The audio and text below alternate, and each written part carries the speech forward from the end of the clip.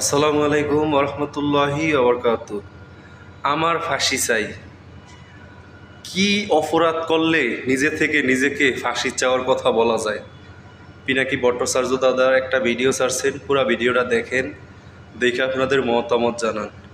স্বাস্থ্যকেন্দ্র সম্পর্কে অনেক কথাই বলেছেন, তো দেখেন আপনারা পুরো ভিডিওটা। ধন্যবাদ সবাই। মতিউর রহমান রেন্টু একটা বই লিখেছিলেন আমার ফাঁসি চাই এই নামে। এই নামটা উনি দিছিলেন এই জন্যে যে উনি একজন মুক্তিযোদ্ধা, আওয়ামী লীগের একজন একনিষ্ঠ কর্মী, হাসিনার একজন গুণমুগ্ধ ছিলেন।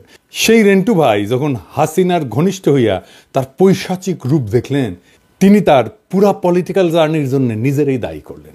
তিনি ভাবলেন, আমি কেন এই ভুল করলাম, এই দায় আমার, তাই আমি আমারই ধ্বংস চাই, আমারই ফাঁসি চাই আমি। ঠিক এইভাবেই আমি নিজে চিকিৎসক, ডাক্তার, ভালোবেসেই চিকিৎসা শাস্ত্র পড়ছি। আর এই চিকিৎসা ব্যবস্থায় যে অন্ধকার দিক দেখছি, যার মধ্যে কাজ করছি, তার ফলে আমার নিজের ফাঁসি নিজে চাওয়া ছাড়া মনে হয় মুক্তি নাই। তবে আমি এটাও মনে করি যে কোনো দেশের স্বাস্থ্য ব্যবস্থার মধ্যে ওই দেশে পরিবর্তনের চাবিকাঠি লুকায় আছে। আমি এই স্বাস্থ্য ব্যবস্থার সংকট নিয়ে কথা বলতেছি। এই সংকট কাটানোর জন্য এক বিপুল কাজ আমাদের করতে হবে। বাংলাদেশের স্বাস্থ্য ব্যবস্থার সংকট এবং সেটা থেকে উত্তরণের পথ নিয়ে সংস্কারের লক্ষ্যে একটা কমিটি হয়েছে, তারা কাজ করতেছেন। মন্ত্রণালয়ের দায়িত্ব আছেন আমার বন্ধু এবং গুরুজনেরা, তাই এটা আমার দায়িত্ব। আমি স্বাস্থ্য ব্যবস্থার সংস্কার নিয়ে আমি এই মন্ত্রণালয়কে, এই সংস্কার কমিটিকে আমি সাহায্য করব। 2টা এপিসোড করছি, আরও করব। আমি খুবই অবাক হয়েছি, অসংখ্য মানুষ সেই এপিসোডগুলো দেখছে। তার মানে স্বাস্থ্যের মতো বিষয় মানুষের বিশেষ আগ্রহের জায়গা। বাংলাদেশের পুলিশ আর ডাক্তারেরা কিছু মনে করবেন না, বাংলাদেশে এমন কোনো পরিবার নাই যারা স্বাস্থ্য ব্যবস্থা বা পুলিশ দিয়ে ক্ষতিগ্রস্ত হয় নাই। তার মানে এই দুই জায়গায় কি বিপুল আর ব্যাপক মনুমেন্টাল টাস্ক আছে সংস্কারের, সেটা সংশ্লিষ্টরা বুঝতে পারতেছেন কিনা জানি না। কিন্তু আমার মনে হইল যে আমি যেই পাটাতনে দাঁড়ায় সলিউশনগুলো দিয়ে বলতেছি আগের 2 এপিসোডে, সেই পাটাতনে না দাঁড়াইলে আমার সলিউশনটা আমি কেন দিছিলাম সেটা বোঝা যাবে না। আমার সলিউশন কোনো সেন্স মেক করবে না যতক্ষণ পর্যন্ত না যে ইতিহাস বোধের উপরে দাঁড়ায় আমি সলিউশনগুলোর কথা বলতেছি, সেই একই ইতিহাস বোধের উপরে আপনারাও দাঁড়ান, ডাক্তাররাও দাঁড়ায়, স্বাস্থ্য মন্ত্রণালয় দাঁড়ায়, সংস্কার কমিটি দাঁড়ায়।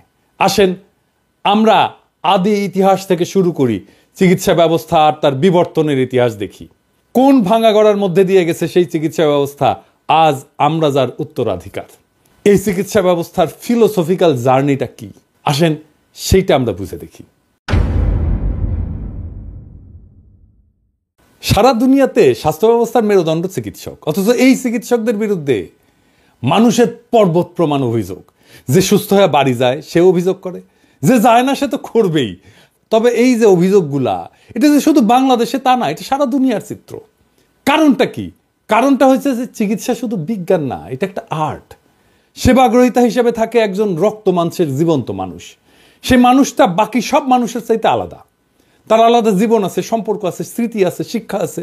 এই বিপুল বৈচিত্র্যকে মায়া দিয়ে, মমতা দিয়ে, দক্ষতা দিয়ে, বিজ্ঞান দিয়ে ম্যানেজ করাটা খুবই জটিল একটা কাজ। এই জটিল কাজটাই করেন ডাক্তার। 2008 সালে হলিউডে একটা সিনেমা হয়েছিল, নাম নাইটস ইন রোদান্থ। সেই সিনেমার নায়ক রিচার্ড টেফানি গেইর অভিনয় করছেন একজন ডাক্তারের ভূমিকায়। সিনেমায় ওই ডাক্তারের নাম হচ্ছে ডাক্তার ফ্লেনার। ডাক্তার ফ্লেনারের হাতে সার্জারির সময় তার এক বৃদ্ধা রোগী সার্জারির বেডেই মারা যায়। ডাক্তার ফ্লেনার আসছেন সমুদ্রের ধারে একটা শহর রোদান্থতে বৃদ্ধার স্বামীকে কৈফিয়ত দিতে। ফ্লেনার বলতেছে যে অ্যানেস্থেশিয়ার জটিলতায় 50,000 জনের মধ্যে একজনের এরকম দুর্ঘটনা ঘটতে পারে, যে দুর্ঘটনাটা তোমার স্ত্রীর ক্ষেত্রে ঘটছে। বৃদ্ধ কিছুক্ষণ চুপ করে শুনে বললেন যে 50,000-এ একজন একটা সংখ্যা, আমাদের 43 বছরের দাম্পত্য জীবন। আচ্ছা ডাক্তার, তুমি কি আমার স্ত্রীর চোখের তারার রংটা দেখছিলা? এই যে আবেগের তীব্রতা, সেটা ডাক্তার ফ্লেনার সামাল দেবে কিভাবে যদি না দুই পক্ষের বিশ্বাস আর এমপ্যাথির একটা সম্পর্ক তৈরি না হয়? পৃথিবীর কোনো পেশাকেই তো এমন তীব্র মানবিক আবেগ মোকাবেলা করতে হয় না। আমার ডাক্তার হওয়ার মোটিভেশন বগুড়ার তারা ডাক্তার, বাবার বন্ধু ছিলেন, আমাদের পারিবারিক বন্ধু ছিলেন, অসম্ভব রূপবান এক মানুষ ছিলেন। এমন মমতায় উনি রুগী দেখতেন, এমন অপূর্ব ছিল ওনার হাসি, ওনার উপস্থিতি রোগ অর্ধেক ভালো কইরা দিত। উনি যখন বগুড়া আলতাফুন্নেসা খেলার মাঠের পাশের রাস্তা দিয়ে স্টেথো গলায় ঝুলায় যাইতেন, হাঁটতেন, তখন মনে হইতো দুনিয়ার সমস্ত সৌন্দর্য উনার উপরে ভর করছে। আমারও ছোটবেলায় মনে হইতো ঠিক এইভাবে স্টেথো গলায় আমাকে এই মাঠের পাশ দিয়ে হাইটে যেতে হবে। ডাক্তারি পেশা এতটাই সেলিব্রেটেড ছিল, কাঙ্ক্ষিত ছিল, আমি ডাক্তার হইতে হইতে সেই দিনগুলো কোথায় যেন হারায় গেল। আমরা মনে করি যে ডাক্তারেরা সব দেশে, সব যুগে, সব সমাজে সমাদৃত ছিল। কথাটা ঠিক না। পৃথিবীর সব দেশেই সমাজপতিরা চিকিৎসকদের প্রতি ছিলেন নির্দয়। এই ভারতবর্ষে চিকিৎসকরা রোগীর বাসার সামনের দরজা দিয়ে ঢুকতে পারতেন না, তাদের ঢুকতে হইতো যেই পথে ম্যাথরেরা বাসার বর্জ্য নিয়ে যেত। গ্রিসের চিকিৎসককে মনে করা হতো নিচু জাতের কারিগর। রোমান সাম্রাজ্যের চিকিৎসকদের কাজ দেওয়া হতো দাসদের। শেক্সপিয়ার চিকিৎসকদের চিটার্স, মাউন্টেব্যাক্স বলছেন। মাউন্টেব্যাক্স মানে হয়েছে প্রতারক আর কি। ভলতেয়ার বলছিলেন চিকিৎসক তারাই যাদের ওষুধ সম্পর্কে জ্ঞান সামান্য, রোগ সম্পর্কে আরো কম, আর রোগী সম্পর্কে কিছুই জানে না। সেই ভলতেয়ার, যিনি এক বুদ্ধিবৃত্তিক বিপ্লবের জমিন তৈরি করবেন আধুনিক দুনিয়ায়, সেই ভলতেয়ার ডাক্তারদের কি ভাবতেন দেখেন।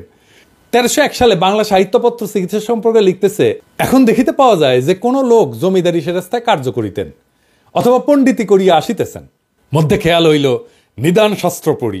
তিনি নিদান শাস্ত্র কিছুদিন পড়িয়া বিশেষ একটি উপযুক্ত সাইনবোর্ড লিখিয়া একজন সুচিকিৎসক হইয়া পড়িলেন।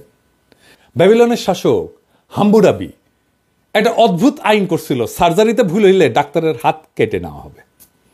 মধ্যযুগে পশ্চিমা সাহিত্য বাচাল, ভার, অর্থলোভী, অপদার্থ চিকিৎসকদের নিয়ে কৌতুকের সরাসরি। কোকাচ্চিওর ডেকামেরন বা চসারের ক্যান্টাবেরি টেলস, এইগুলোতে ডাক্তার একটা অত্যন্ত গুরুত্বপূর্ণ চরিত্র। 14 শতাব্দীর কবি পেত্রাক পোপ ষষ্ঠ ক্লিমেন্টের অসুস্থতার কথা যাই না, ওনাকে দেখতে গেছেন, তো গিয়া দেখেন যে পোপের বিছানার পাশে ডাক্তার। তিনি ফিরে গিয়া পোপকে চিঠি লিখলেন যে আপনার রোগশয্যার পাশে ডাক্তারের উপস্থিতি আমাকে শঙ্কিত করেছে। প্লিনির সাবধানবাণী স্মরণ করুন, ডাক্তাররা সারাতে নয় মেরে ফেলতেই পটু। ফরাসি নাট্যকার মলিয়ের তার ব্যঙ্গ নাটকের মূল উপজীব্যই ছিল ডাক্তারদের নিয়ে ঠাট্টা তামাশা। Imaginary invalid, the flying doctor, Don Juan, doctor Cupid, doctor in spite of himself, এই 5টা নাটকে ডাক্তারদের পেশা নিয়ে এত ব্যঙ্গ করা হয়েছে যে ডাক্তাররা দেখলে লজ্জাই পাবেন। জর্জ বার্নার্ড শর একটা নাটক আছে ডক্টরস ডিলেমা নামে, সেখানে বার্নার্ড শ ভূমিকা লিখছেন যে 100 টাকা পারিশ্রমিক না বড় ডাক্তার কখনো 10 টাকা পারিশ্রমিকের ডাক্তারের সাথে একমত হবেন না, কারণ সেক্ষেত্রে তার বাড়তি 90 টাকার দাবিটা খেলেও হয়ে যায়। নেপোলিয়ান বলছিলেন যে মানুষ মারার অপরাধে পরলোকে গিয়া আমাদের মতো সেনাপতিদের চাইতে ঢের বেশি জবাবদিহি করতে হবে ডাক্তারদের। টলস্টয় ওয়ার অ্যান্ড পিস লিখতেছেন, ওখানে কৌতুক ভরে খোঁচা দিয়া লিখতেছেন, যদিও ডাক্তারেরা চিকিৎসা করেছিল, ওষুধ খাইয়েছিল, রক্ত মক্ষণ করেছিল, তবুও সে ভালো হয়ে উঠলো, মানে তার মারা যাওয়ারই কথা ছিল যেহেতু ডাক্তার আসছে। কিন্তু ইতিহাসে আরো আগে চিকিৎসকের নিরাময় করার অদ্ভুত ক্ষমতাকে মানুষ কিন্তু বন্দনা করছিল। জনগণের রোগ থেকে আরোগ্য লাভের আকাঙ্ক্ষা এত প্রবল হয়ে উঠছিল যে চিকিৎসকের দেবতার আসনে বসানো শুরু করলো তারা। মিশনে ইমহোটপ, আইসিস, গ্রিসে এসক্লেপিয়াস, ভারতে ধন্বন্তরী। ধর্মও ঈর্ষা করতে শুরু করছিল চিকিৎসকদের। যিশু বলছিলেন যারা ঈশ্বরের অবহেলা বা পাপ করবে তারা চিকিৎসকের হাতে পড়ার মতো শাস্তি পাবে। কিন্তু অলৌকিক নিরাময়ের ক্ষমতা প্রদর্শন হয়ে উঠল মানুষের মন জয়ের অন্যতম উপায়। যিশু নিজেই রোগাক্রান্তকে নিরাময় করে তার ঐশ্বরিক ক্ষমতা প্রমাণ দিয়েছেন। এমনকি গৌতম বুদ্ধ। এখনো ক্যাথলিক ফাদার হওয়ার শর্ত হচ্ছে কমপক্ষে 2টা অলৌকিক নিরাময়ের ক্ষমতা দেখাইতে হবে। চিকিৎসার সাথে অলৌকিকত্ব আর চিকিৎসককে দেবত্ব আরোপ করার ফলে লাভ হইল না চিকিৎসকের বা চিকিৎসাবিদ্যার, কারণ চিকিৎসক তো দেবতা না, তার মধ্যে কোনো ঐশ্বরিক ক্ষমতাও নাই। চিকিৎসকের কাছে মানুষের প্রত্যাশা এত উঁচুতে পৌঁছাইল যে সেদিন থেকে চিকিৎসকরা হেরে গেলেন সেই খেলায়। তারপরেই এইভাবে মধ্যযুগের সাহিত্যে চিকিৎসকদের এই অবস্থা।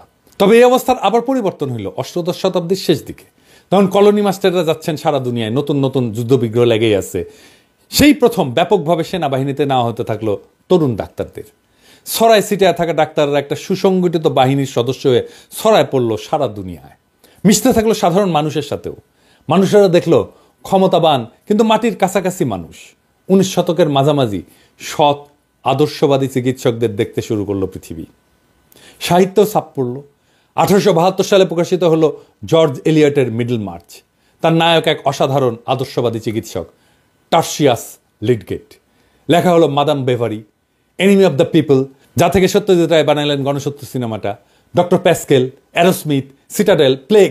বাংলা সাহিত্য লেখা হলো দত্তা, পথের দাবি, আরোগ্য নিকেতন, অগ্নি সিনেমায় উত্তম কুমারের সবচেয়ে উজ্জ্বল চরিত্র অভিনয় ছিল ডাক্তারের চরিত্র। দেশপ্রেমিক, আদর্শবাদী, মহান পেশায় ব্রতী, নির্লোভ মহাপুরুষের প্রতিচ্ছবি। সেই সময়টাই ছিল চিকিৎসা পেশার স্বর্ণযুগ। আর আজকের বাংলাদেশের স্বাস্থ্য ব্যবস্থার সমস্যা আরও জটিল, কারণ পুরা সিস্টেম ভয়াবহ করাপশন ঢুকছে। রোগী ধরা দালাল, ডায়াগনস্টিক সেন্টারের কমিশন, হাসপাতালগুলোর রোগী ধরা বাণিজ্য, কিছু বড় বড় ফার্মাসিউটিক্যাল কোম্পানি একটা বড় অংশের ডাক্তারদের সাথে মাসোহারার সম্পর্ক, কিছু ডাক্তারদের মারাত্মক পেশাগত অদক্ষতা, রোগীদের সাথে দুর্ব্যবহার। আর এই সিস্টেমটাকে টিকায় রাখার জন্য গড়ে ওঠা কায়েমি স্বার্থবাদী গোষ্ঠী পরিস্থিতিকে জটিল থেকে জটিলতর করে তুলছে। মানুষ বুঝতে পারে যে এই ব্যবস্থা অত্যন্ত করাপ্ট, তাই সে মাঝে মাঝে তার ক্ষোভ ঝাড়ে ফ্রন্ট লাইনে থাকা ডাক্তারদের উপরে। অভিযোগ ভুল চিকিৎসার। ডাক্তাররা কেন ভুল চিকিৎসা করে? এর দায় কি শুধু ডাক্তারের? WHO বলে যে পশ্চিমা স্বাস্থ্য ব্যবস্থাতে 10% রোগী ভুল চিকিৎসার শিকার হন। চিকিৎসার ঝুঁকি থাকবেই। অত্যন্ত অভিজ্ঞ এবং যত্নশীল চিকিৎসকেরও ভুল হইতে পারে, কারণ প্রত্যেকটা রোগাক্রান্ত শরীর আপন বৈশিষ্ট্য অনন্য। শরীর সবসময় বইয়ের টেক্সট মাইনে চলে না, এটাই বিজ্ঞান। কিন্তু এই যুক্তি মানুষ মানবে কেন যদি তা একটা করাপ্ট সিস্টেমের মধ্যে থাকা একজন মানুষের কাছে শোনে? ডাক্তারদের সাথে আস্থার বিশ্বাসের সম্পর্ক তৈরি করতে 2000 বছর লাগছিল সভ্যতার। এই ইতিহাস যদি ডাক্তাররা জানতো তাহলে মাত্র 50 বছরের মধ্যে সেটাকে ধূলিসাৎ করে দিতে পারতো না। সেই জন্যেই স্বাস্থ্যের জন্য দরকার একটা ফাদার ফিগার, ডাক্তার জাফরুল্লাহ চৌধুরীর মতো, যে নিজে ডাক্তার, সমস্যাটা ভালো বুঝে, আবার জনতার সাথে সম্পর্কিত, মানুষ তাকে বিশ্বাস করে।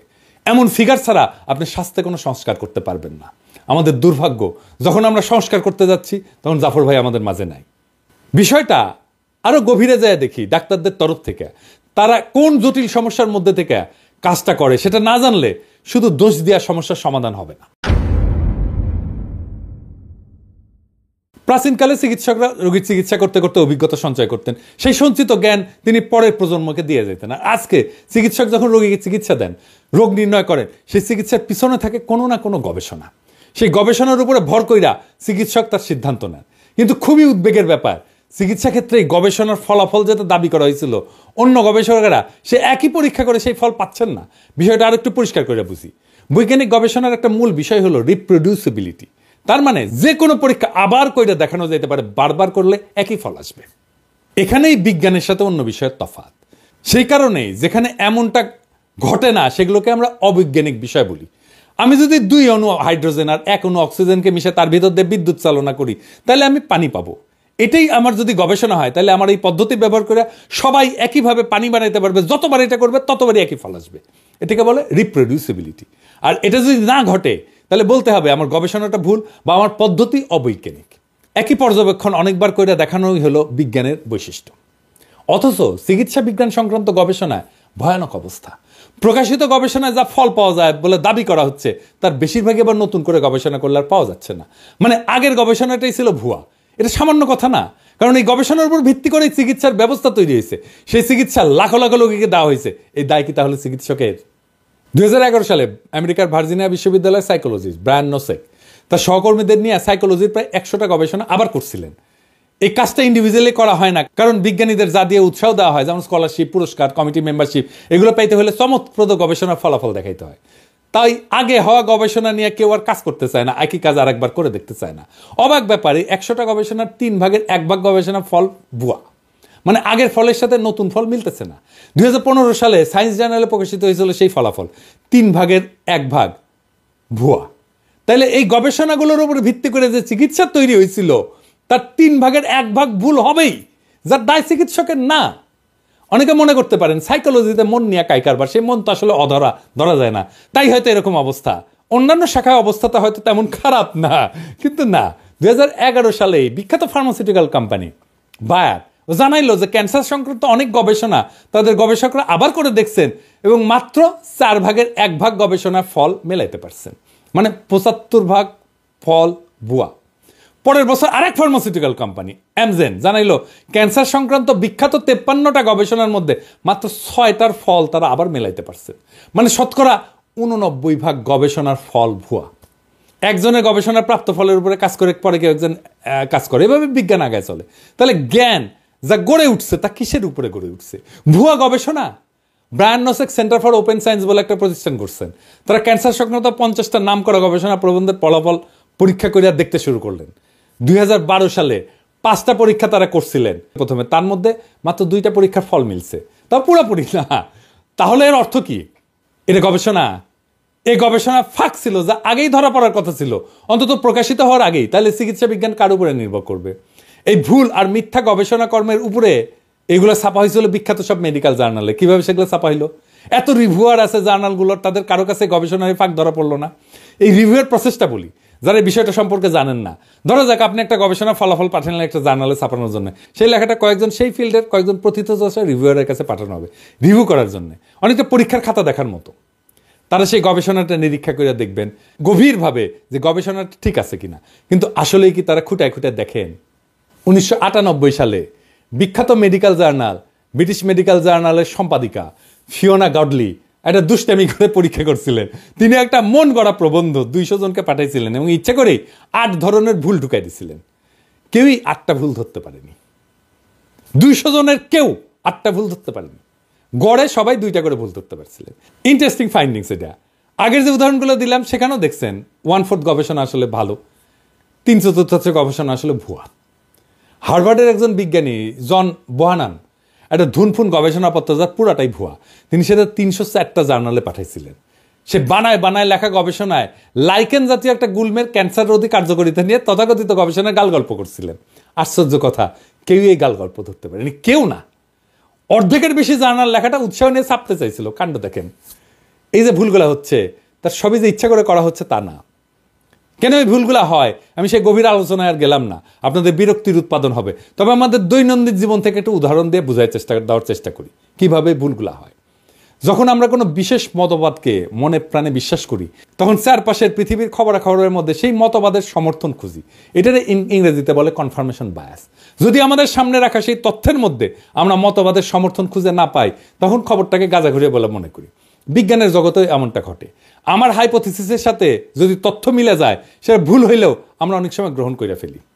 ব্রিটিশ মেডিকেল জার্নাল বলছে যে প্রকাশিত গবেষণার মাত্র 5% পাতে দেওয়ার মতো গবেষণা। প্রত্যেক মিনিটে প্রায় 2টা মেডিকেল গবেষণা প্রকাশিত হচ্ছে, আর যারা প্রকাশ করতেছে তারা বিলিয়ন ডলার কোম্পানি। এলসেভিয়ার পৃথিবীর সবচেয়ে নামী মেডিকেল প্রকাশনা কোম্পানির বছরের সেলস 3 বিলিয়ন পাউন্ড আর প্রফিট প্রায় 1 বিলিয়ন পাউন্ড। এমনকি এরা ফার্মাসিউটিক্যাল কোম্পানির কাছ থেকে টাকা নিয়ে ট্রেস ছাপায়।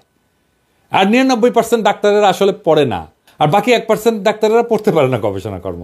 তাই তাদের ইনফরমেশনের সোর্স হয়ে ওঠে ফার্মাসিউটিক্যাল কোম্পানি। আমার কথা না, গবেষণার কথা। এই যে গ্যাববে অ্যান্ড লি মে তাদের গবেষণার ফাইন্ডিংস এভাবে লিখছেন যে clinicians rarely accessed, appraised and used explicit evidence directly from research or other formal sources. তার মানে হইতেছে চিকিৎসকেরা কদাচিৎ গবেষণা বা ফর্মাল সোর্স থেকে এভিডেন্স কালেক্ট করে।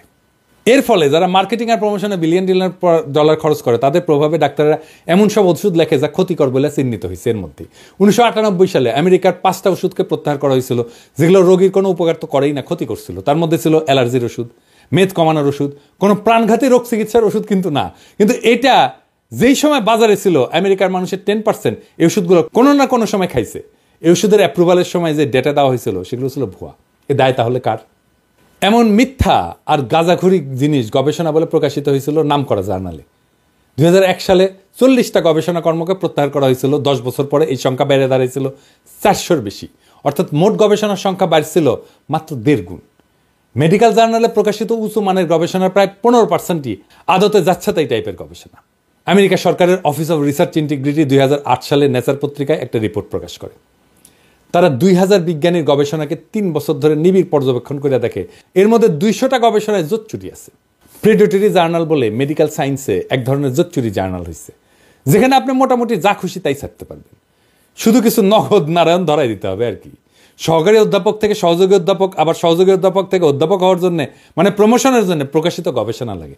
বাংলাদেশে একসময় এক বিখ্যাত প্রফেসর দৈনিক পত্রিকায় প্রকাশিত স্বাস্থ্য বিষয়ক একটা নিবন্ধ জমা দিয়া অধ্যাপকের পদ বাগাই নিয়েছিলেন। আমি হিসাব দিতে পারবো না প্রেডেটরি জার্নালে লেখা দিয়া কত অধ্যাপকের পদ বাংলাদেশের ডাক্তাররা বাগাই নিয়েছেন। তবে কেউ কেউ যে বাগাইছেন সে অনুমান অবশ্যই করা যায়, কারণ এই প্রেডেটরি জার্নালে আমার বন্ধু দেশের ডাক্তারদের লেখাই 50%-এর বেশি। ফার্মাসিউটিক্যালস কোম্পানি যদি চিকিৎসকের ক্লিনিক্যাল জাজমেন্টকে প্রতিস্থাপন করে, তাহলে রোগী কি চিকিৎসা পাবে? গবেষণার নামে ট্র্যাশ যদি ভরতে থাকে মাথায়, কোনটা গবেষণা আর কোনটা ট্র্যাশ এটা বোঝার দক্ষতা যদি না থাকে, তাহলে রোগী চিকিৎসা পাবে? রোগী যে সুচিকিৎসা পায় না, এটা সে তার কমন সেন্স দিয়ে বোঝে। তাই তার ক্ষোভ মাঝে মাঝে ছাই চাপা আগুনের মতো উদ্গীরিত হয়, সে স্বাস্থ্যকর্মীর উপরে ঝাঁপায় পড়ে। ডাক্তাররা সারা দুনিয়াতে কর্মক্ষেত্রে হিংসার শিকার হন। এই হিংসার বিস্তার এতই বিশাল যে 2002 সালে WHO-কে world report on violence and health প্রকাশ করতে হয়েছিল। WHO-র মতে 38% চিকিৎসক এবং স্বাস্থ্যকর্মী সারা জীবনে অন্তত একবার ভায়োলেন্সের শিকার হন। বিশাল ঘটনা, দুনিয়াতে কোনো পেশার ক্ষেত্রে এটা ঘটে না। আমি আলোচনায় গভীরে যাওয়ার আগে আপনাদের একটা বিষয় স্মরণ করে দিতে চাই। খেয়াল করলে দেখবেন ভায়োলেন্সের শিকার চিকিৎসক এবং স্বাস্থ্যকর্মীদের প্রায় সবগুলাই সরকারি বা পাবলিক। 2021 সালে বাংলাদেশের চিকিৎসক নিগ্রহের যে ঘটনাগুলো ঘটছে তা নিয়ে একটা গবেষণা প্রকাশিত হয়েছে। তাতে দেখা যাচ্ছে যে সমস্ত স্বাস্থ্যকর্মী কর্মক্ষেত্রে ভায়োলেন্সের শিকার হয়েছে তার 91% সরকারি ডাক্তার বা স্বাস্থ্যকর্মী। আউটডোর সার্ভিসের 80% আর ইনডোর সার্ভিসের 60% দেয় প্রাইভেট সেক্টর। অথচ কি অবাক বিষয়, পাবলিক সেক্টরের চিকিৎসক সংখ্যায় কম সার্ভিস দেওয়া বেশি পরিমাণে ভায়োলেন্সের শিকার হচ্ছে। আমি যেদিন এই ভিডিও রেকর্ড করি সেদিনই চিকিৎসা বিজ্ঞানের গবেষণা সংক্রান্ত ডেটাবেজ মেডলাইনে ভায়োলেন্সে কিওয়ার্ড দিয়ে সার্চ দিলাম, দেখেন কি বিপুল পরিমাণে ভায়োলেন্স সংক্রান্ত আলোচনা আর গবেষণা মেডিকেল মহলে বাড়ছে। এই গ্রাফে অবশ্য এটাও দেখতে পারবেন যে চিকিৎসা বিজ্ঞান ভায়োলেন্স সংক্রান্ত আলোচনা শুরুই হয়েছে 80-র দশক থেকে। এখন প্রশ্ন হচ্ছে এই ভায়োলেন্স কিভাবে থামানো যাবে? তাহলে আমাদের দেখতে হবে ভায়োলেন্সের উৎস কি। বাংলাদেশের জিডিপির অনুপাতে হেলথ বাজেট 2012 সালের পর থেকে ক্রমাগত কমছে। এখন মোটামুটি জিডিপির 2%, দক্ষিণ এশিয়া এটা প্রায় 5.5%। প্রাইভেট সেক্টরের চিকিৎসা ব্যয় মেটাতে বছরে 4% মানুষ দারিদ্র সীমার নিচে চলে যাচ্ছে। বাংলাদেশে এক বছরে দরিদ্র কমে 1 থেকে 2%। শুধু চিকিৎসার ব্যয় মেটাতে গিয়ে দারিদ্র সীমার নিচে চলে যায় প্রত্যেক বছর 4% মানুষ। বাদরের তৈলাক্ত বাস ব্যয় ওঠার উপমার সাথে এটার কিন্তু মিল আছে। এর আবার গালভরা একটা নাম আছে, মেডিকেল পভার্টি ট্র্যাপ বা দারিদ্র ফাঁদ। হার্ভার্ড মেডিকেল স্কুলের সোশ্যাল মেডিসিনের শিক্ষক পল ফার্মার এটাকে বলছেন স্ট্রাকচারাল ভায়োলেন্স। এর অর্থ হচ্ছে জাত, ধর্ম, লিঙ্গ, বর্ণ বৈষম্য, রাজনৈতিক হিংসা, যুদ্ধ, সামাজিক অর্থনৈতিক অসাম্য এসব কিছুই নির্ধারণ করে কে অসুস্থ হয়ে পড়বে এবং মেডিকেল সার্ভিস নিতে পারবে। তার মানে আপনি একজন স্বাস্থ্যকর্মী হয়ে এই বাজেটে কাজ করে নিজেই স্ট্রাকচারাল ভায়োলেন্সের অংশ হচ্ছেন। রোগীরা স্ট্রাকচারাল ভায়োলেন্সের শিকার হয় প্রথমে। ডাক্তার না জেনে না বুঝে স্ট্রাকচারাল ভায়োলেন্সের অংশ হয়ে যান। রোগীর স্বজনেরা সেই স্ট্রাকচারাল ভায়োলেন্সের ফিজিক্যাল এমবডিমেন্ট হিসেবে দেখে একজন ডাক্তারকে। তাই পাল্টা আক্রমণের লক্ষ্য হয় সে। আপনি স্বাস্থ্যকে প্রায়োরিটি না দিলে স্ট্রাকচারাল ভায়োলেন্স কমবে না। আপনি দেখবেন এই জুলাই আগস্ট বিপ্লব যোদ্ধাদের সুচিকিৎসার ব্যবস্থা করতে পারলো না স্বাস্থ্য মন্ত্রণালয়। ওই যে প্রায়োরিটি মনেই করলো না যে কাজটা জরুরি। যে মন্ত্রণালয় 20 থেকে 25,000 আহত ছাত্র জনতাকে সার্ভিস দিয়ে তৃপ্ত করতে পারে না, সে 18 কোটি জনতাকে কিভাবে তৃপ্ত করবে? এটাই তো ছিল স্বাস্থ্য মন্ত্রণালয়ের জন্য অ্যাসিড টেস্ট। স্বাস্থ্য যে জাতীয় উন্নয়নের জন্য, অর্থনৈতিক উন্নয়নের জন্য একটা পূর্ব শর্ত, এটা না বুঝে আমাদের নীতি নির্ধারকেরা, না আমাদের হেলথের লিডাররা বুঝাইতে পারে নীতি নির্ধারকদের। এই বিষয়টা বুঝে দেখি। 2010 সালে একটা ইন্টারেস্টিং প্রবন্ধ প্রকাশিত হয়েছিল, nuclear weapons and neglected diseases the 10,000 to 1 gap শিরোনামে। এই প্রবন্ধে বলা হয়েছে 11টা পারমাণবিক শক্তিধর দেশ $10 ট্রিলিয়ন বেশি ব্যয় করছে অস্ত্র তৈরি এবং মেনটেন্যান্সে। আর সারা পৃথিবীতে 80 কোটি মানুষ কৃমিতে আক্রান্ত যে হয় তার বেশিরভাগই নিম্ন বা মধ্য আয়ের পারমাণবিক শক্তিধর দেশ। যেমন ইন্ডিয়াতে 14 কোটি, চীনে 8.5 কোটি। নেগলেক্টেড ডিজিজ কন্ট্রোলের জন্য বরাদ্দ সারা দুনিয়ায় $1 বিলিয়ন কম। অর্থাৎ $10 ট্রিলিয়ন পারমাণবিক অস্ত্র সম্ভারের 10,000 ভাগের 1 ভাগেরও কম। 2010 সালে ল্যান্ডসেটের 2 জানুয়ারি আরেকটা প্রবন্ধ প্রকাশিত হয়েছিল, neglected tropical disease beyond the tipping point শিরোনামে। ওখানে প্রবন্ধকার বলছে যে ওভারসিজ ডেভেলপমেন্ট ফান্ডের মাত্র 0.6% বরাদ্দ আছে নেগলেক্টেড ট্রপিক্যাল ডিজিজের জন্য। মাইকেল মমার্ট এসব বিশ্লেষণ করে বলছিলেন যে স্বাস্থ্য হইল দীর্ঘ সামাজিক প্রক্রিয়ার পরিণতি এবং ফলাফল। এই যে স্ট্রাকচারাল ভায়োলেন্স, তার শিকার হচ্ছে সাধারণ মানুষ, যাদের এই ভায়োলেন্সে কোনো ভূমিকা নাই, ভাষ্য নাই, কোনো অবস্থিতিও নাই। বাংলাদেশের মানসিক চিকিৎসকরা সম্প্রতি বলছেন যে বাংলাদেশের 4 জনের মধ্যে 1 জন মানসিক রোগে ভুগতেছেন। প্রত্যেক বছর 10,000 জন মানুষ আত্মহত্যা করতেছে। এর কারণ হিসাবে বেকারত্ব, হতাশার কথা বলছেন ডাক্তাররা সাহেবেরা। এটা খুব গুরুত্বপূর্ণ কথা বলছেন, তা হচ্ছে বিচারহীনতা। তার মানে সাম্য এবং ন্যায় বিচার শুধু রাষ্ট্রের স্বাস্থ্যের জন্যই জরুরি না, ব্যক্তির স্বাস্থ্যের জন্যও জরুরি। ভায়োলেন্সের the medicine the necessary politics of public health প্রবন্ধে বলা হয়েছে এই ভায়োলেন্সের ট্রিগারিং ফ্যাক্টরগুলোর সামাজিক এবং রাজনৈতিক ডাইমেনশন আছে। ভায়োলেন্সের প্রশ্নের সাথে জড়ায় আছে গ্লোবালাইজেশনের বিতর্ক। আলমা তার প্রাইমারি হেলথ কেয়ারের ঐতিহাসিক ঘোষণায় স্বাস্থ্য নিশ্চিত করার শর্ত হিসেবে শান্তি নিশ্চিত করার কথা বলা হয়েছিল, রাষ্ট্রীয় সংঘাত বন্ধ করার কথা বলা হয়েছিল, আর নিরস্ত্রীকরণের উপরে জোর দেওয়া হয়েছিল। ডাক্তারির খুব একটা অন্তর্গত দার্শনিক কন্ট্রাডিকশন আছে। আপনি খেয়াল না রাখলেই পা স্লিপ কাটবেন। এটা যে শুধু ডাক্তারদের বুঝলে হবে না, এটা বুঝতে হবে সবাইকেই। কত ধরনের সূক্ষ্ম সূক্ষ্ম ফাঁদ আছে, ট্র্যাপ আছে, পিছল জায়গা আছে, যেটা আমাদের খুব গভীরভাবে বোঝা দরকার। তাছাড়া শুধু ডাক্তারদের দোষী দেবেন, কিন্তু ফল আসবে না। সংস্কারের কথা বলবেন, সংস্কার হবে না। কারণ মূল সমস্যার গভীরে যে বুঝতে হবে কোথায় সমস্যা। এই যে মেডিসিন শাস্ত্র বা চিকিৎসাবিদ্যা, এটার অন্তর্গত একটা হিংসার উপাদান আছে। একদিকে মেডিসিন আর্ট অফ হিলিং, আর একদিকে রোগের হন্তারক। দুই ক্ষেত্রেই মেডিসিনের কেন্দ্রে আছে মানুষ। মেডিসিনের ঐতিহাসিক বিবর্তনের মাঝে অন্তর্গত যে দ্বন্দ্ব এবং টানাপোড়েন আছে, এইটা নিয়ে দেরিদার একটা লেখা আছে প্লেটোস ফার্মেসি নামে, আগ্রহীরা পড়ে দেখতে পারেন। সেখানে তিনি বলছেন ফার্মাকন এই শব্দটার অর্থ একদিকে বিষ, আরেকদিকে অমৃত বা নিরাময়কারী। মেডিসিনও তাই। আবার দেখেন, আমরা রোগকে দেখি বায়োলজির দৃষ্টিতে, কিন্তু রোগকে বায়োলজির দৃষ্টিতে দেখার একটা বিপদ আছে। যেমন হার্ট অ্যাটাক হইলে হার্টের রক্ত চলাচলের কার্ডিয়াক এনজাইমের মার্কার এগুলো দেখতে হয়, না দেখে উপায় নাই। কিন্তু রোগী তো একটা রোগাক্রান্ত দেহ না, একটা জীবন্ত মানুষ। ডাক্তার তো একটা বায়োলজিক্যাল এন্টিটিকে চিকিৎসা করতেছে না, একটা বায়োসোশ্যাল এন্টিটিকে চিকিৎসা করে। বায়োসোশ্যাল থেকে বায়োলজিকে যখন আলাদা করা হয়, তখন হয় এন্টিটি রিডাকশন। এইভাবে রিডাকশনিজমের উপরে দাঁড়ায় আছে আমাদের চিকিৎসাবিদ্যা।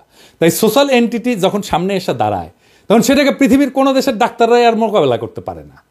আবার আরেকদিকে দেখেন, আমরা যখন অসুস্থ হয়ে ডাক্তারের কাছে যাই বা হাসপাতালে যাই, সেখানে দেখা হয় আমাদের ক্লিনিক্যাল হেলথ, মানে সেখানে ব্যক্তির শরীরটা দেখা হয়। আবার ধরেন এই কোভিড মহামারীর সময় আমরা তখন পাবলিক হেলথের দৃষ্টিকোণ থেকে দেখি, যেখানে কমিউনিটি গুরুত্বপূর্ণ, সেই সামাজিক অবস্থা গুরুত্বপূর্ণ যা পরিবেষ্টিত হয়ে মানুষ থাকে। যদি দুই ক্ষেত্রেই ডিসোশ্যালাইজেশন সমানভাবে কার্যকর থাকে, তাহলে দুই ক্ষেত্রে যেটা হয় সেটা হচ্ছে ডিহিউম্যানাইজেশন।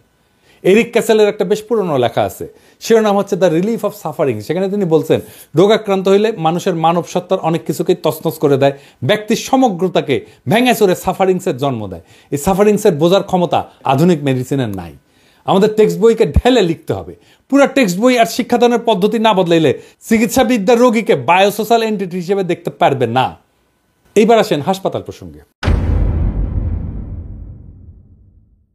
আমরা ডাক্তাররা সবাই হ্যারিসন পড়ছি মেডিসিনের টেক্সট বই হিসেবে। সেই খোদ হ্যারিসনে হাসপাতাল সম্পর্কে বলা আছে, হাসপাতাল হচ্ছে একটা ইন্টিমিডেটিং এনভায়রনমেন্ট, যেখানে রোগীর সেন্স অফ রিয়েলিটিকে অল্টার করে দেয়। এই সেন্স অফ রিয়েলিটি হচ্ছে রোগীর ব্যক্তিময়তা, মানুষ হিসেবে তার এন্টিটি। সেটা হারায় গেলে রোগী তার নিজস্ব জগৎকে হারায় ফেলে। সে হয়ে যায় একটা বেড বা কেবিন নাম্বার। হাসপাতালে এসে ব্যক্তিময়তা হারায়, নৈর্ব্যক্তিক হয়ে যায়। আমরা নিজেরা বলি না বেড নাম্বার 14 রোগী, বেড কেবিন নাম্বার 1001 রুগী, বা অমুক প্রফেসরের রুগী, বা হাইপোথাইরয়েডের রুগীটা, বা রোগীর সেই হারায় ফেলা জগৎ এবং হাসপাতালের নৈর্ব্যক্তিক কেস নাম্বার দেয়া সাজানো জগতের দুর্বল লিঙ্ক হচ্ছে একজন ডাক্তার এবং তার ব্যক্তিময়তা। অথচ একজন ডাক্তার যখন গড়ে উঠতে থাকে, সে তার ব্যক্তিময়তা হারায় ফেলতে থাকে, তার জগৎ সম্পর্কে রিয়ালিটি বদলাইতে থাকে। বাইরন গুডের একটা অ্যানথ্রোপোলজিক্যাল স্টাডি আছে এই নিয়ে, শিরোনাম medicine, rationality and experience on anthropological perspective. এই বইয়ে তিনি দেখাইছেন যে কিভাবে মেডিকেল স্কুলে শুধু নতুন শব্দই শেখানো হয় না, চিকিৎসা শিক্ষার্থীর এক নতুন জগৎকে নির্মাণ করা হয়। একজন শিক্ষার্থীর ভিজুয়াল মেটাফোর বদলায় যায়। অ্যানাটমির কাছে ত্বক, যা অনুভূতির অঙ্গ, তা হয়ে ওঠে একটা শিক্ষার সামগ্রী, যা মাইক্রোস্কোপের নিচে দেখার অবজেক্ট। মোদ্দা কথা, চিকিৎসাবিদ্যা চিকিৎসককে যে বিপুল জ্ঞান সম্ভার দেয়, তাতে রোগী নিজের দেহ এবং অস্তিত্ব সম্পর্কে একটা হীনমন্যতায় ভোগে। এটাকে দর্শনের ভাষায় বলা হয় এপিস্টেমোলজিক্যাল হাইপোকন্ড্রিয়া। এই এপিস্টেমোলজিক্যাল হাইপোকন্ড্রিয়ার এক ধরনের নমনীয় হিংসা, এবং এই হিংসা ধারণ করেন চিকিৎসক নিজেই। আপনি খেয়াল করলে দেখবেন, কিছু ডাক্তার তার রোগীকে অবলীলায় বলে, আপনি বুঝবেন না, আপনি কি ডাক্তার? আমি নিজে ডাক্তার হয়ে শুনি, আপনি কি স্পেশালিস্ট? আমি যদি স্পেশালিস্ট হয়ে প্রশ্নটা করতাম, তখন কি বলতো আল্লাহই মালুম। আর্থার ক্লিনম্যানের একটা বই আছে, বেশ পুরানো কিন্তু প্রাসঙ্গিক। বইটার নাম ইলনেস ন্যারেটিভ। তিনি বলছেন, ডাক্তারদের সিলেবাসে এই বিশ্বাস জন্মানো হয় যে ডাক্তারদের জানা প্রয়োজন শুধু রোগের বায়োলজি, রোগের সাইকোলজিক্যাল, সোশ্যাল, কালচারাল অ্যাসপেক্ট জানাটা জরুরি না। ফলে একটা রোগ যখন রোগীর জীবনে একাধিক অর্থ নিয়ে হাজির হয়, সেটাকে বায়োমেডিক্যাল মডেলের মধ্যে ধরার চেষ্টা করা হয়। তখন শুরু হয় প্রসেস অফ ডিহিউম্যানাইজেশন। অথচ আমরা যেদিকে তাকাই না কেন, চারিদিকে আছে মানুষ, তার সমস্ত আকাঙ্ক্ষা, অপ্রাপ্তি, অসাম্য নিয়ে। সে মানুষকে বাদ দিয়ে আমরা হামলায় পড়ি তার রোগের উপরে। রোগীর মধ্যে হাজির থাকা বায়োসোশ্যাল এন্টিটির বদলে রোগের উপরে হামলায় পড়ার ঘটনা ঘটে মেডিকেল ইন্ডাস্ট্রিয়াল কমপ্লেক্সের নিপুণ পরিচালনায়। কি এই মেডিকেল ইন্ডাস্ট্রিয়াল কমপ্লেক্স?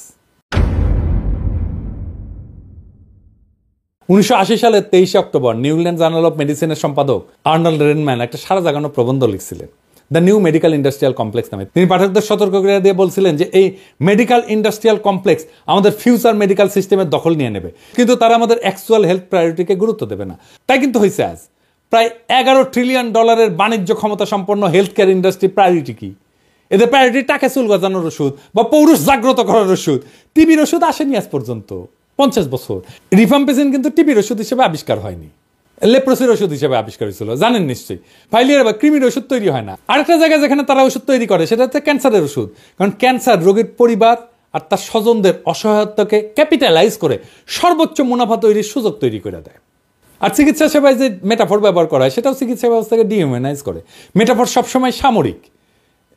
কোভিড মহামারীর সময় দেখছেন না ডাক্তাররা বলতে কোভিড যোদ্ধা। হ্যাঁ, প্রায় 150 বছর আগে যখন অ্যান্টিবায়োটিক প্রথম একটা রূপ আবিষ্কার হয়েছিল তার নাম দেওয়া হয়েছিল ম্যাজিক বুলেট। এমনকি হোমারের সময় চিকিৎসায় সামরিক মেটাফর ব্যবহার করা হয়েছে। 1914 সালে ব্রিটিশ মেডিকেল জার্নালে ক্যান্সারকে নৈরাজ্যবাদী এবং ক্যান্সার কোষগুলোকে বলশেবিক কোষ বলা হয়েছিল। মানে টার্গেট মেটাফরগুলোকে পলিটিক্যাল অপোনেন্টের নামে করা হইতেছে। এই যে যুদ্ধের মেটাফর ইউজ করলে রোগকে দেহ থেকে বিচ্ছিন্ন করে ফেলা যায়, ফলে রোগীর সাফারিংস কোনো বিবেচ্য বিষয় হয় না। বিবেচ্য বিষয় থেকে রোগীর দেহ থেকে আলাদা রোগটা। ফলে মেডিকেল ইন্ডাস্ট্রিয়াল কমপ্লেক্সের যোদ্ধারা সকল যুদ্ধাস্ত্র নিয়ে ঝাঁপায় পড়তে পারে। 2016 সালে আমেরিকান জার্নাল অফ বায়োএথিক্সের একটা পুরো সংখ্যা ছিল এই মেডিসিনের যুদ্ধের মেটাফর ব্যবহার নিয়ে। সেই সমস্ত রোগেই যুদ্ধের মেটাফর ইউজ করা হয় যেখানে মুনাফা গগনচুম্বী। আপনি কখনো দেখবেন না যে ডায়রিয়ার বিরুদ্ধে যুদ্ধ বা কৃমির বিরুদ্ধে যুদ্ধ, ডাক্তার সাহেবরা নিশ্চয়ই নিজেদেরকে ডায়রিয়া বা কৃমি যোদ্ধা পরিচয় দেবেন না, যদিও খুব আগ্রহ নিয়ে নিজেদেরকে ক্যান্সার যোদ্ধা বলে পরিচিত করতে চাইবেন। মেডিসিনের এই গ্লোবাল কালচারে ডাক্তারেরা সজ্ঞানে বা অজ্ঞানে বিশ্বাসী হয়ে ওঠে এবং বাহক হয়ে যায়। হিংসার এক নতুন চেহারা আমাদের সামনে ভাইসা ওঠে। এমনকি দেহকে জাতিরাষ্ট্রের সাথে তুলনা করা হয়েছে। রমেলি মার্টিনের একটা ইমিউনোলজি বই আছে, নাম towards an anthropology of immunology, the body as nation state. যুদ্ধ খেলা জমার জন্য উত্তম মেটাফরি বটে, তাই না? ডাক্তারি পেশা তো কলঙ্ক কম কামায়নি। ইতিহাসের ডাক্তারেরা যারা জীবন নয় মৃত্যুর দূত হিসেবেও কাজ করছে, এইসব তো পৃথিবীর মানুষের কালেকটিভ মেমোরি থেকে হারায় যায়নি। নাজি কনসেন্ট্রেশন ক্যাম্পে ডাক্তারেরা কাজ করত। সেই সব ডাক্তারেরা কিভাবে মৃত্যুর গবেষণা করত? সাবসিকুয়েন্ট নুরেমবার্গ ট্রায়ালে 23 জন অভিযুক্তের মধ্যে 20 জনই ছিল ডাক্তার। ভাবা যায়? নাজি হিসাবে বিচার হচ্ছে 23 জনের মধ্যে 20 জন ডাক্তার। মৃত্যুদূত সেই ডাক্তার জোসেফ মেঙ্গেলের কথা আমরা জানি। সে কনসেন্ট্রেশন ক্যাম্পে পেট্রোল থেকে শুরু করে হেন কেমিক্যাল নাই যা বন্দীদের শরীরে পুষ না করত গবেষণার নামে। এই বদমাইশ গ্রেপ্তারেরা ব্রাজিলে স্বাভাবিকভাবে মৃত্যুবরণ করে। সেই দিনগুলো কি শেষ হয়েছে? না, হয়নি তো। 2004 সালে ল্যান্ডসেটে আবু গ্রাইব কারাগারে ডাক্তারদের সেই একই নাজি বদমাইশি নিয়ে একটা আর্টিকেল ছাপা হয়েছে, Abu Ghraib its legacy of military medicine নামে। আরও 2টা আর্টিকেল আছে নিউ ইংল্যান্ড জার্নাল অফ মেডিসিনে, উইদাউট কনসাস আর when doctors go to war. 2টাই 2005 সালে প্রকাশিত। আগ্রহীরা পড়তে পারেন, অনলাইনে আছে। এই দুঃস্বপ্ন কি শেষ হয়েছে? না, হয়নি। এমনকি হার্ভার্ডে এখন গবেষণা হচ্ছে কগনিটিভ নিউরোসায়েন্সে। কি জন্য জানেন? যারা আমেরিকান রাষ্ট্রের বিরুদ্ধে যুদ্ধ ঘোষণা করছে, অর্থাৎ হার্ডকোর টেরোরিস্ট, তারা দৈহিক আর মানসিক অত্যাচারে ঠিক কোন পর্যায়ে গিয়ে ভেঙা পড়তে পারে তার ব্রেন ম্যাপিং করা, মস্তিষ্কের ফিজিওলজিতে কি কি বায়োকেমিক্যাল পরিবর্তন ঘটে সেটা পরিমাপ করা। কি ভয়ানক অবস্থা! আবার দেখেন, দেহের উপরে রাষ্ট্রের নিয়ন্ত্রণের সবচেয়ে বর্বর রূপ হচ্ছে মৃত্যুদণ্ড। এই মৃত্যুদণ্ড দেওয়ার সময়, এমনকি এক্সিকিউশনের সময় ডাক্তার যুক্ত হচ্ছে। ইনজেকশন দিয়ে জলজ্জান্ত মানুষকে মৃত্যুদণ্ড দেওয়া হচ্ছে, তাকে ডাক্তার মারতেছে, ডাক্তার হয়ে উঠতেছে জল্লাদ। কোনো গ্লানি নাই। একজন ডাক্তার তো এই কাজ করতেই পারে না, এটা মেডিকেল এথিক্সের বাইরে। সে ডাক্তার হিসেবে তার শপথ ভঙ্গ করতেছে, কারণ সে তো জীবন বাঁচায়, সে জীবন নেয় না। 70-80 দশকে ডাক্তারেরা বাংলাদেশেও বন্ধ্যাত্বকরণ কর্মসূচি বাস্তবায়ন করছে। কেউ জিজ্ঞেস করে নাই এটা ঠিক না, কেউ বলে নাই, কোনো ডাক্তার বলে নাই এটা ঠিক না। তৃতীয় বিশ্বের কোটি কোটি সক্ষম পুরুষ নারীকে বন্ধ করে দিছে ডাক্তাররা নিজের হাতে। জ্ঞানের কি ধ্বংসাত্মক ব্যবহার! চিকিৎসাবিদ্যার এই যে অন্তর্গত কন্ট্রাডিকশন, এটাই এই পেশার মানবিক সম্ভাবনাকে স্ফুরিত হইতে দেয় নাই। অন্তর্গত গভীর হিংসার বোধ থেকে একজন মেঙ্গেল তৈরি করে, একজন জল্লাদ তৈরি করে, হাজার হাজার বন্ধাকরণ কর্মী তৈরি করে, যারা তাদের পেশা নিয়ে গর্ব করে। গবেষণার তথ্য লুকায় রফেকক্সিবের মতো ওষুধ কোটি কোটি মানুষকে খাওয়ায় দেয় বিনা গ্লানিতে।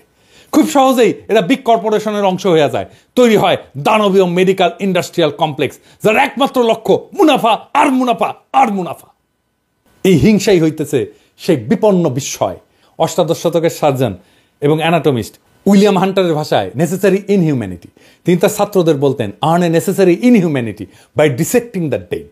একটা বিখ্যাত বাংলা কবিতা আছে উইলিয়াম হান্টারের মেটাফর নিয়া, মনে পড়তেছে কি? জীবনানন্দ দাশের কবিতা। আরও এক বিপন্ন বিস্ময় আমাদের অন্তর্গত রক্তের ভিতর খেলা করে, আমাদের ক্লান্ত করে। লাশ কাটা ঘরে সেই ক্লান্তি নাই, তাই লাশ কাটা ঘরে চিত হয়ে শুয়ে আছে টেবিলের পরে। এই লাশ কাটা ঘর থেকেই শুরু হয় একজন ডাক্তারের নেসেসারি ইনহিউম্যানিটি। ওই নেসেসারি ইনহিউম্যানিটি থেকে চিকিৎসাবিদ্যা মুক্তি না পাইলে শতাব্দীর পর শতাব্দী চেষ্টা করলো পৃথিবীর কোনো দেশেই ডাক্তাররা কখনো মানুষের প্রিয়জন হইতে পারবেন না।